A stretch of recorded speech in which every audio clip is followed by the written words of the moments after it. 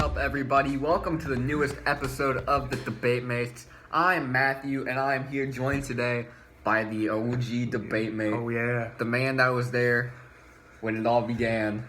The father of the Debate Mates. I was going to say the father of mankind, but I changed my mind. Nathan Poplin is here. What's going on, guys? Today. Good to be back. It's been a little while. It's been a little while since we came out with the video. Yeah. Last video was featuring Mr. Mercier. We did our... It's a banger. If you haven't watched it, go watch it. You should watch it. We did our playoff series, or not playoff series. We did our playoff predictions, like what team would be first through 10th in each conference. It was a lot of fun. I even predicted team records.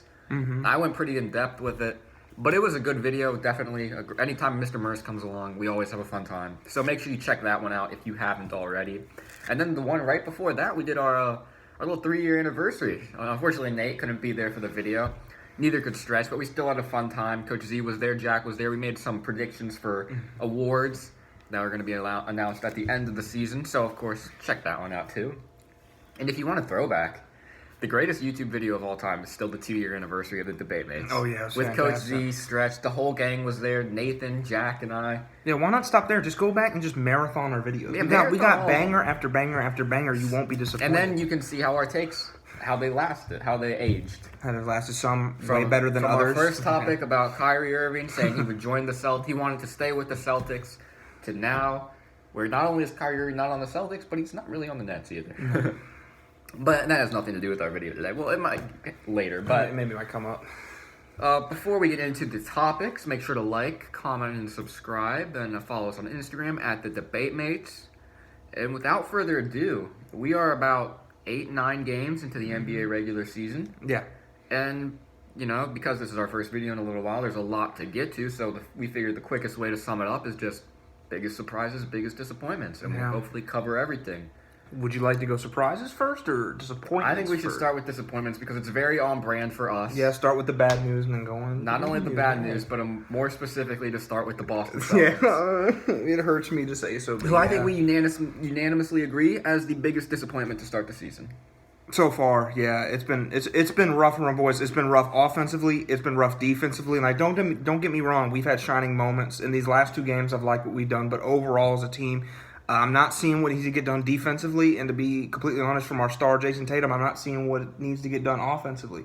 Jaylen Brown has been pretty solid. He's been probably the best part of the team. Him and Robert Williams. Robert Williams is having a stellar season so far. And then Horford's having a good season, surprisingly. I wasn't the biggest fan of bringing back Horford. I mean, at this stage in his career, but he's actually Schroeder's had some great moments, yeah, too. Schroeder, too. But, other than that, JT specifically is just, he's too inconsistent. I don't know specifically what he's averaging right now. But we're used to him being the focal point of this team, averaging 26 and 7 a year. And I think he will eventually get to that point, but it's just a rough start. Yeah. I think so far, really rough start to his season. Defensively is where the team as a whole, to me, has been the worst. I think offensively, as a whole, for the last couple of years, Celtics have already been a pretty reliable top defensive team. And I'm just not seeing that. I don't know if we'll finish top 5 in defense this year, maybe even top 10. You know what I mean? So, yeah. At least so far from what I've seen. Going forward, we still have plenty of games left, so you never know. Right. So as of now, Celtics are 10th in defensive rating, I believe. But I just better than I thought, honestly. Yeah, I just don't see it from there. I was expecting a lot lower of a number too. I think I'm not venturing too far out to say they are probably the most talented defensive team in the league, with Marcus Smart, Jaylen Brown, Tatum. They have 5 All-NBA caliber defensive players starting, plus guys like Grant Williams. As long as Grant Williams doesn't start. Yeah, Grant Williams is kind of a bit of a Swiss Army knife on defense. He can kind of defend a little bit of everything. Still not the biggest fan of him personally. Yeah, I don't think either of us were. Then guys like Romeo Langford are solid defensive players. He's been looking better. I'm happy to see a little bit more progression towards. My main point in starting with the Celtics, though, and this is a question I'll ask to you, is how long of a leash, and something I'm just curious about, how long of a leash do the Celtics give Ime Udoka, the new head coach? I know it's early into the season. I have the standings here. They are currently 4-5, so only 1 game under 500. They've played, I think, a lot worse than 1 game under 500. You and I would agree. Offense has been stagnant. Ime, one of his biggest points coming into the season was we want to increase assists. We want to get our assists higher. That has not happened. We had mostly because it doesn't seem like many shots are dropping, to be completely honest with you. Well, and then we had the locker room explosion, or not explosion, but Marcus Smart saying we got to pass more. So a lot of things. This is 9 games into the season, and we already got a bad situation. But we could say this has been brewing since like last season when we heard like the Blake Griffin news, how he was interested in joining the Celtics, but he was told by someone inside the organization there's inner turmoil going on. So stuff like this is kind of starting to bubble over a little bit more into this season, but it's really not a surprise, is it? I mean, no. It just seems like there's something, can't really pinpoint it specifically, but there's something off in the Celtics organization. I'll attempt to. Go for it. I think Marcus Smart has overstayed his welcome in the Boston Celtics, in the organization. He is a great player for some Celtics fans. You know, you kind of latch on to him. I'm a big Smart fan. He's been here for a while. Nights. But that's the thing.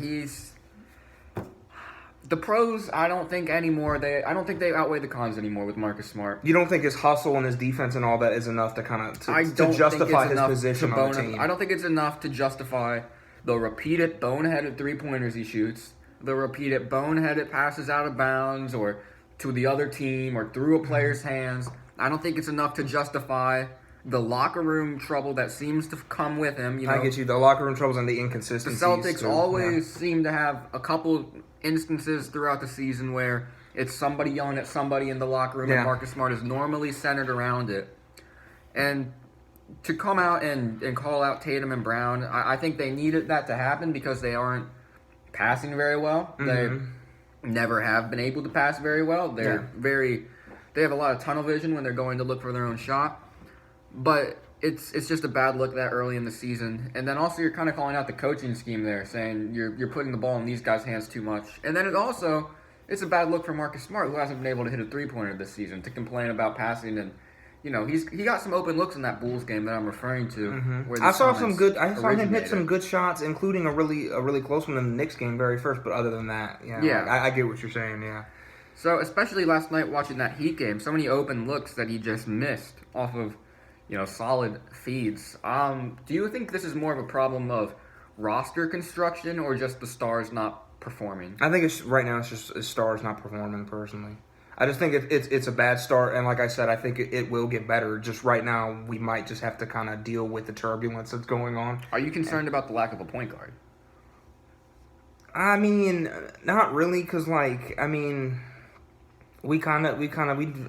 think about last season. We did and the season before we did fairly well. I mean, without a star point guard. Schroeder's good enough, and you know what I mean. And Smart at the point guard, I'm not the biggest fan of. You know what I mean, but I think we'll be fine. I would love a star point guard right now. I think that would make us infinitely better. But I think we'll be fine. I still think we're a playoff team without one. What about John Wall? You think we should pick up John Wall? I mean, he's on the market. I mean, I wouldn't be opposed to it. I would not at this point. I would not be opposed to really anybody getting a shot. You know what I mean? I mean, the Celtics right now, they have a poor half court offense. John Wall immediately increases speed.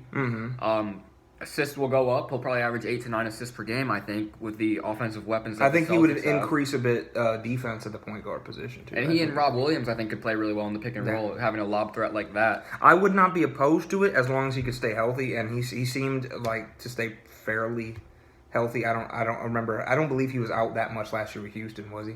I don't think so. And it depends, though, on Celtics contracts. I haven't looked at details of how a Boston Celtics Rockets trade would have to work out. Yeah. But it's obviously a massive contract. But either way, the Rockets win the trade, right? Because they get something, and he's doing nothing. He's not even playing. Yeah, so, I wouldn't be opposed to it whatsoever. That seems like something you're really interested in, though.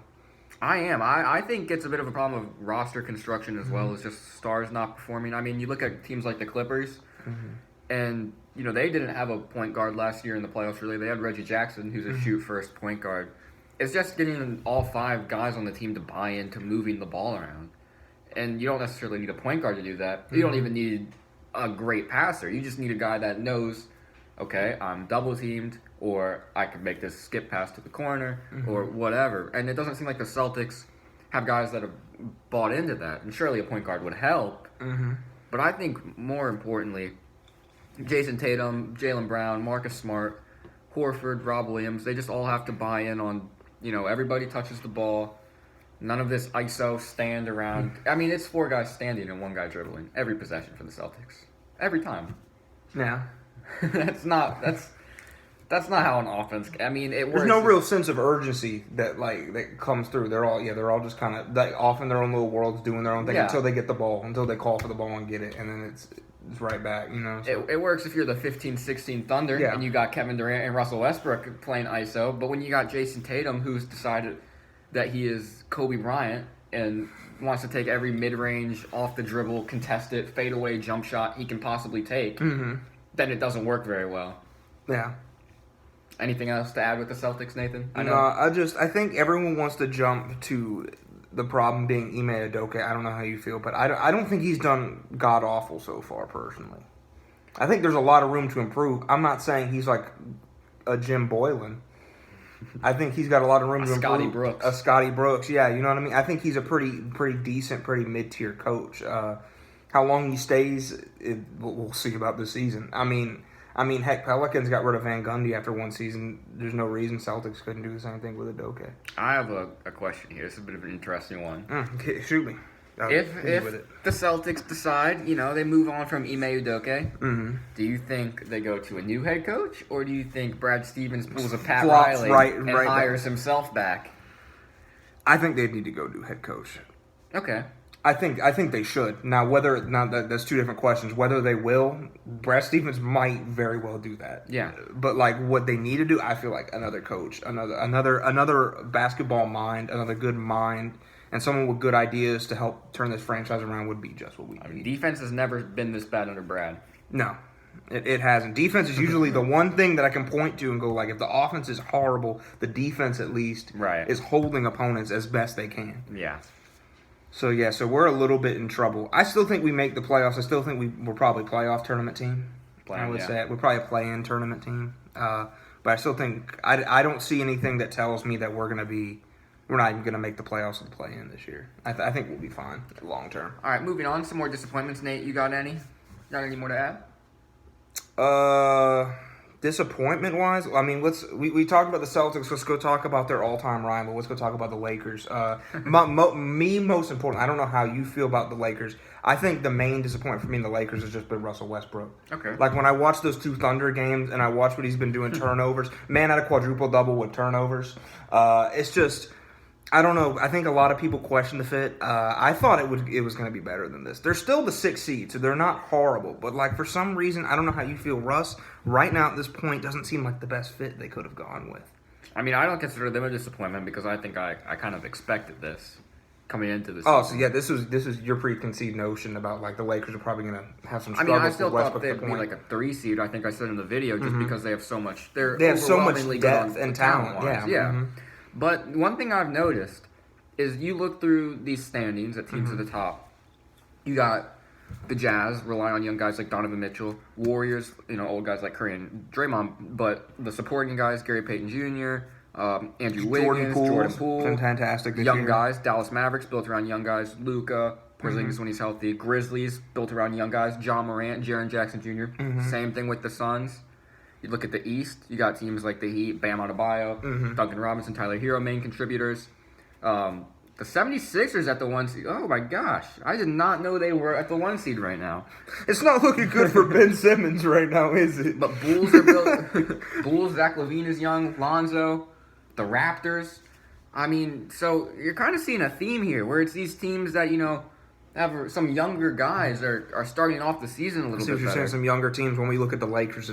And it's the polar opposite. It's pretty old. You got LeBron and AD's getting older. Russ is in his 30s. You got Trevor Ariza's on this team and Wayne Ellington, and these are all older guys. So I see what you're saying. And LeBron's going to be out for a week with the abdominal strain. Yeah. But you have anything else to add with the Lakers? Because I'm not quite as disappointed in them as you are. Well, because I had them coming into this probably a lot higher than you did. I had them top 2 seed probably in the West than you did. That's a lot higher, I'm assuming, right, than you did. You saw troubles on the horizon with this older team. Yes. Okay, well that's good. But to me specifically, that's the biggest disappointment. I don't know. We can talk about probably the biggest mutual disappointment if you want to move on to Brooklyn. I'm not disappointed in Brooklyn. I'm talking about Mr. Jesus Tattoo. I don't know if you saw that. I did see that. Jesus Tattoo himself, Mr. Lefty himself, James Harden. that's probably the other really big disappointment. We need to talk about that. How has James Harden been to you so far? Let's start off with you. If you're going to get me to talk about James Harden, then you're going to get me to talk about all the problems with the Brooklyn Nets. So you've opened up a rabbit hole, my friend. All right, let's just go for it. Yeah, let's just talk about it all. Harden needs to be talked about in this disappointment category. Thank goodness the Brooklyn Nets have the greatest player in the world right now. Because their offense is absolutely trash if KD does not have the ball. Period. Like, Harden cannot create right now. Mm-hmm. Patty Mills is the second best player so far to start the season. Joe Harris can't create for himself. Blake Griffin cannot shoot a three to save his life. He doesn't give you anything. He was doing pretty good in Detroit too. Is what's funny. Like he was increasing in Detroit, and all of a sudden, like now he's back. He's back to old Blake Griffin who can't shoot threes, and he wants to for some reason. Then Bruce Brown, he's not giving you much offensively. It is just KD, and he has to do everything, and that'll work for a while. But come playoff time, if Harden is still not true to form, then I could see this team burning out really early. But well, let me pose you this: from what you've seen, do you think like when we talked about the Celtics, I think their issues will be resolved? Like, let's talk about a couple months down the line. Do you think Brooklyn's issues are going to be resolved, or are you absolutely worried right now? I think they'll be resolved because one thing I think with Harden is he's not, like a 20-year-old kid that can injure his hamstring, not practice a whole lot over the summer, and just come in and, easily get right back to it because he's still young. And I don't know, man. He's a shapeshifter. That is true, but he's, I think, 32 now. So when he gets a little rusty, when that hamstring gets a little pulled, then he's got to warm up some older muscles now. So it takes a little bit longer for those muscles to get back to true to form, true to what Harden is used to them being able to do. Will they ever get back? I'm confident they will, but I could be wrong. But any team with KD, I have faith in, and KD's the MVP right now. KD's your boy, man. He's the best in the world. I mean, he is averaging 28 points on darn near 60% I'm agreeing with field. you. Stretch didn't, but I'm agreeing with you. We had the same take. Insane. KD's the best. There's never been a player that efficient from the mid-range, especially because that's where he's getting his points for the most part. I mean, it's been KD's whole career, man. Think about it. It's a 7-footer who shoots like a guard, and he pulls it back when he shoots. He pulls it back even farther, so it's 10 times harder to defend. How do you stop that when he's so on? I've gotten to the point. He can score at all three levels pretty easily. I'm sure I'm not the only one who's gotten to this point. I'm sure you have. I'm sure everyone who's watching has. Where I check a box score and KD is like first half 8 for 11 and 18 points. And I'm like, okay, yeah, Kevin Durant. That makes sense. It's not impressive anymore because it's just what he does. Right. It's just insane. But going back to Harden, he's been an extreme disappointment. The fouls are obviously one thing. He's not drawing the fouls that he used to draw. Basketball IQ does not seem to be as high as it used to be in the way that he has not figured out a new way to game the system, or if he's not going to game the system, has not learned that he cannot game the system any longer. And when that doesn't work, his lack of true defensive prowess also doesn't do him any favors. Well, yeah, but you would also think he'd be like, you know what? They're not calling these fouls anymore, so maybe if I'm to buy my defender and I have a floater or can drive and throw an oop, maybe I should do that. But he still is stuck in his ways, trying to grab the arm that's behind him or flop into him or whatever he does. But I think one thing that's showing with Harden this year is that every year he's been one of the better players. It's been with a lob threat at the 5. And I think that's one of the biggest problems with Brooklyn as a whole is they don't have that vertical threat at center. Yeah. When Harden was with Capella, those were the best years of his career. Because that pick and roll was unstoppable. Harden doesn't really have that anymore with anyone on the Nets. Because Nick Claxton, he has no hands whatsoever. And Blake Griffin isn't doing that anymore. And KD is not just going to be some pick and roll guy. So I think that's another problem with him. He doesn't have that dynamic lob threat that he had in Houston. So that limits the assists. That limits the opportunities to get easy floaters. Things that he used to live and this off doesn't of. need to be happening because with the absence of Kyrie, he needed to step up. And it's just not happening. Thank God they're at where they're at. What are they? They're 5th. They're 5-3. I mean, it's just, this could be a whole lot worse, but I think definitely he's one of the biggest disappointments, at least through these first couple of weeks. Yeah, I'll use that as a transition to the Hawks, team the Nets just beat, because the Hawks are one of my disappointments this year too. Is that a true disappointment, or is it just your disliking of Trae Young? I'm disappointed with them because I had them as my fourth seed coming into the season. I was really high on them, and so far Trae Young has been really bad. He's been super inefficient. Kevin Huerter is picking it up, but it started pretty bad. Mm-hmm. Other guys have played solid. It's just the wins aren't coming as I expected them to. They've got losses against teams like the Wizards. The Wizards have started off really well. They're one of my big surprises, but still, that's a team that you should just be able to out-talent. Lost by, I believe, 18 to the Jazz last night without Donovan Mitchell. And they debuted those cool Hawk jerseys, the old school Atlanta golden jerseys with the red hawk. But for me, one thing I hadn't really realized, but I just thought of the other day was, this is the first time in everyone on the Hawks' career, other than Clint Capella, or everyone that gets minutes, where they have actually had expectations for a season. The first time where these guys are coming into a season, and other teams have them circled on the calendar, like that is a team, that's a statement game if we beat them.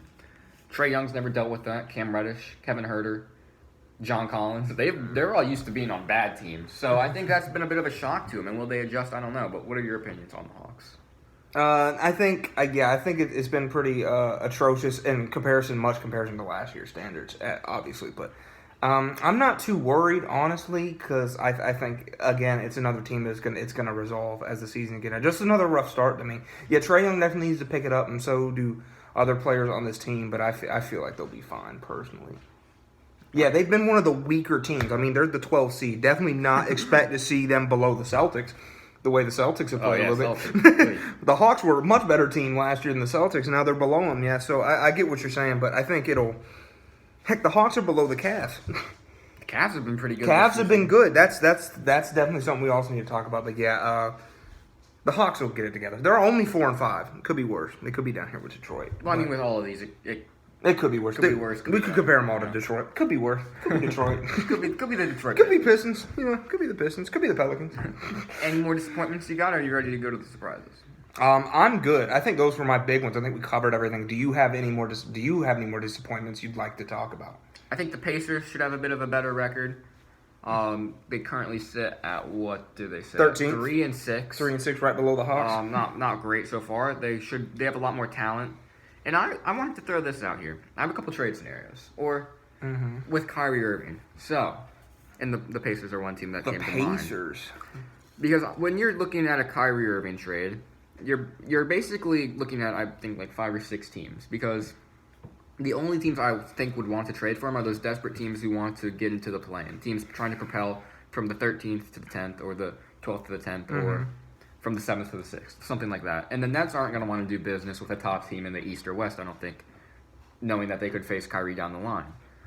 So that narrows it down a little bit to teams like the Pacers, who are 30th last in attendance, who are struggling, and who have, kind of been this same team for the last couple of years, who have wanted to move on from Miles Turner for a very long time. And they never do it. But if Kyrie Irving's on the table, would they bite the bait? Would they send Miles Turner to Brooklyn? Because that helps out both teams, I think. I mean, obviously it helps out the Nets because you're at least getting a player. I mean, is this in the scenario, like, if they were to do this right now, or is this in the scenario if Kyrie gets his vaccinations and comes back? I mean, if he gets his vaccinations, because if he stays at where he's at right now, nobody's taking the deal. But yeah, let's go with the assumption that he gets and he's able to play again. Well, I'm off the assumption that he doesn't get vaccinated, because even if he doesn't get vaccinated, opposing players can play in New York and Oakland and whatever without vaccines. So as soon as he goes to a different city, unless it's New York, he's eligible to play in every single game. In every single arena. I'll tell you what, I don't think Kyrie Irving would much want to go to the Pacers. I'm just saying, I don't know. Does he have a no trade clause?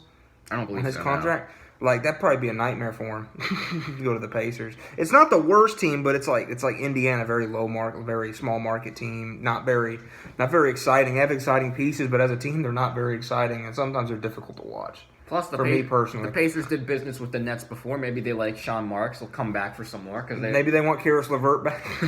But I think Miles Turner would help them out a lot. I think Kyrie would obviously help the Pacers. He would fit really well next to Brogdon. I mean, yeah, it wouldn't be a terrible fit. I think it makes sense. But what kind of trade would need to get done, in your opinion, for that to happen?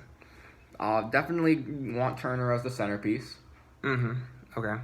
Other guys around that, I mean, maybe a Jeremy Lamb type of players, a couple of picks. just some solid guys to bring off the bench because I don't think you're going to get too. I don't know. Kyrie's older, and value. I don't think you're gonna get decent value, but you're not gonna get superstar value for Kyrie Irving at this point in his career. Absolutely not.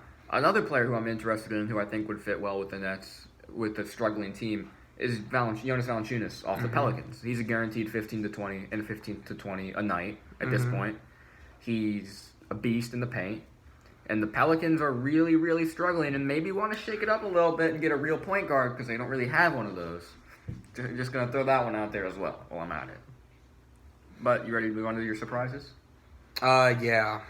If you're cool with that. I think I want to start with Cavs. We were talking about Cavs. I want to talk about Cavs. This team is the 8th seed right now, 5-4. This team definitely surprised me. Coming into this season, I definitely thought this was like the 13th, maybe the 12th seed. Right. They're playing absolutely out of their mind. Evan Mobley, who's someone I grabbed in my fantasy as like a wild card. Okay. He's actually looked really good. He's a front runner to me personally as Rookie of the Year so far. And I think that a lot of reports are coming out and the expectation was he was going to be in that conversation. Him and Jalen Green are probably two of my tops right now for Rookie of the Year. Don't forget about old Scotty boy. Scotty too. Those are probably the three right there. Yeah, I've just really liked what I've seen out of Evan Mobley. I've liked what I've seen out of this team as a whole, offensively, defensively. I think they're getting to be a more complete team. I did really like the addition of Ricky Rubio. I've liked mostly everything I've seen from Ricky Rubio personally.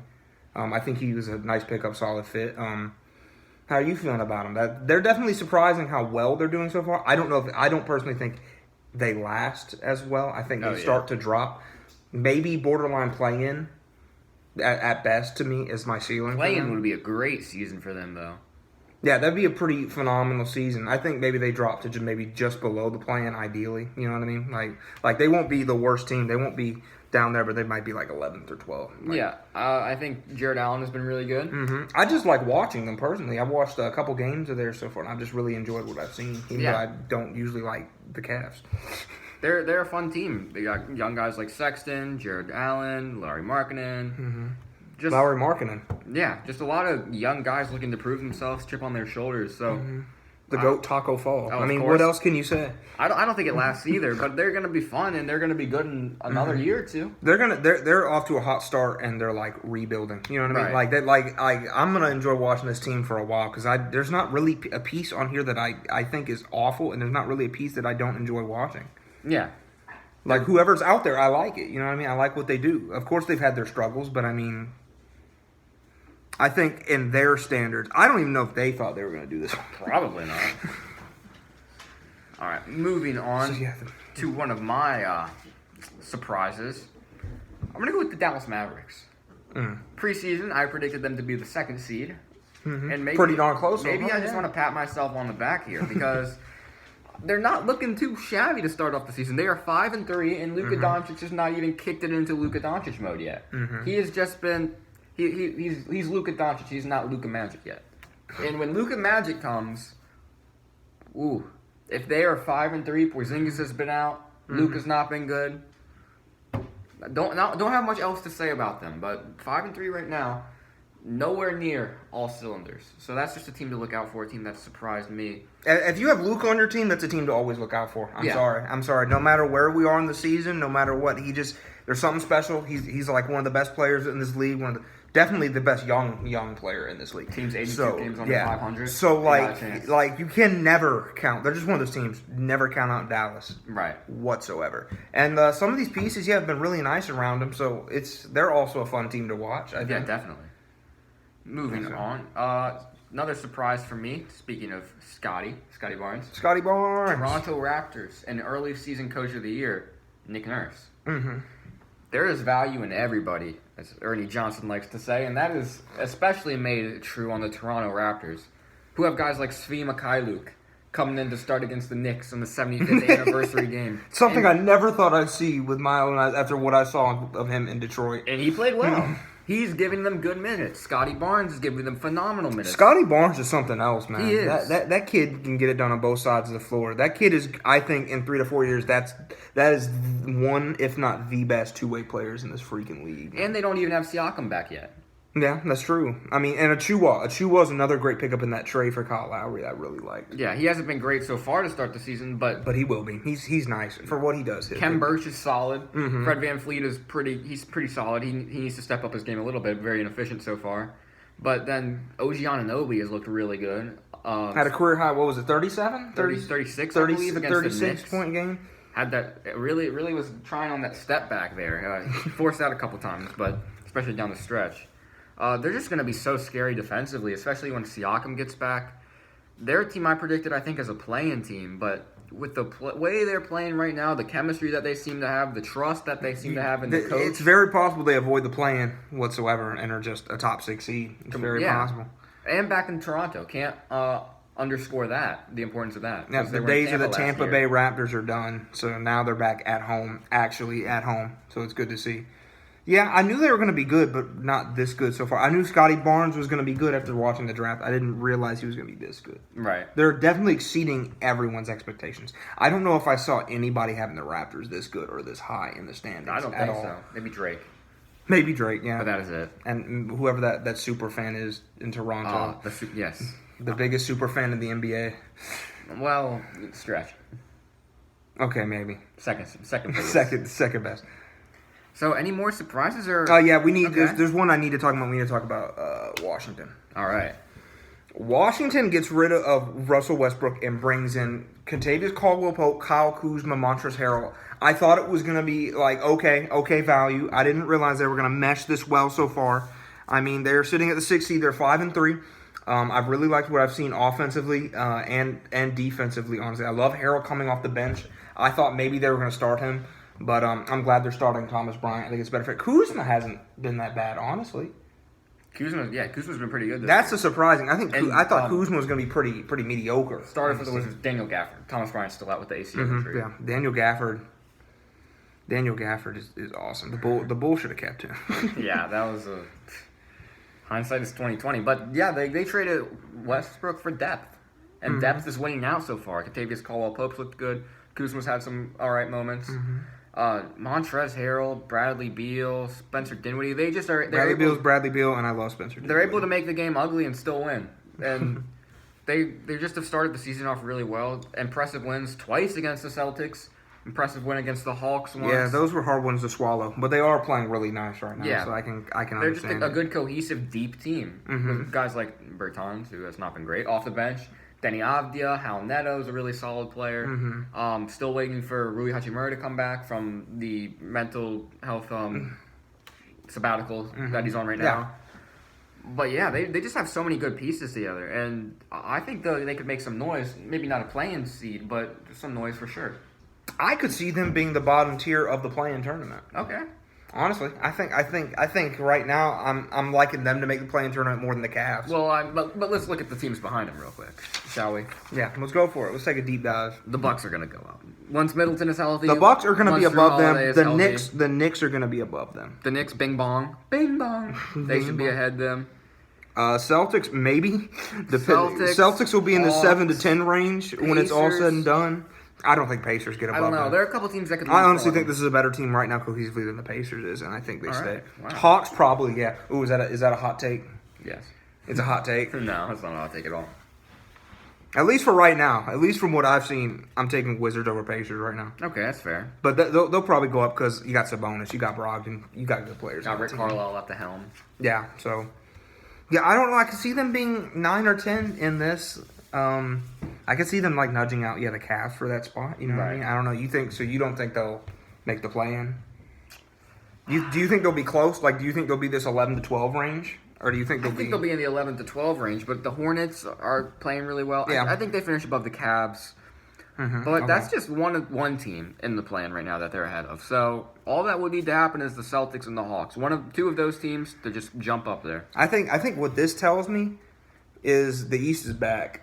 Yeah, the East is back. The East is not this weak little conference, and then you got the West. The East has got some heavy hitters East now. Is the dominant conference. The East looks incredible for the first time in a while. I can't remember the last time I'm alive that the East was this dominant. Yeah, it's insane. They're deep too. They go 12, 13 deep. Like, I do believe if we switched playoff seeding to like 1 through 16, 9, 10 teams would be out of the East, maybe more. Yeah, I agree with that for sure. And it's a good thing to see as fans of an Eastern Conference team, you know. So. Well, I mean, is it? Because that means tougher playoff series.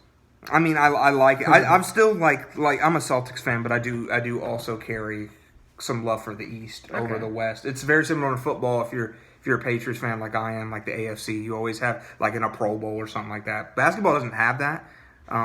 It'd be interesting if they just had a straight I mean, I guess All-Star game, but Not anymore. not anymore. But like, I guess that's kind of how it was back then. But I'd like something interesting like that in basketball, and it's stupid now. Yeah, it kind of happened. It works in football better than it does in football and basketball, I think. So I think we can call it there. We've talked about a lot of surprises, a lot of disappointments. Yeah, let us know what you think in the comments. Like, did we leave something off in either category? Were there some disappointments that you want us to talk about and you thought should have been there? Were there some prizes, some teams, or some specific players that we left off? I'll throw some quick love to the Grizzlies, the Warriors, teams at the top of their Warriors conference are playing good really well. Yeah. But yeah, that's it for this episode of the Debate Mates. I hope you guys enjoyed it, and we'll see you next time. Bye, guys.